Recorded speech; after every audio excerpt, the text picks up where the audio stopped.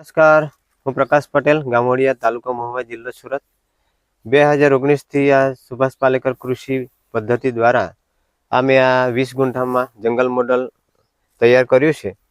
એમાં વિવિધ પ્રકારના આંબા, કેળા, પપૈયા, સરગવા, પછી જમરૂખ છે, અંજીર, એવોકાડો, સફરજન, દાડમ, સ્વીટ ચેરી અને વિવિધ પ્રકારની શાકભાજી અમે પૂરી સિઝનની લઈએ છીએ.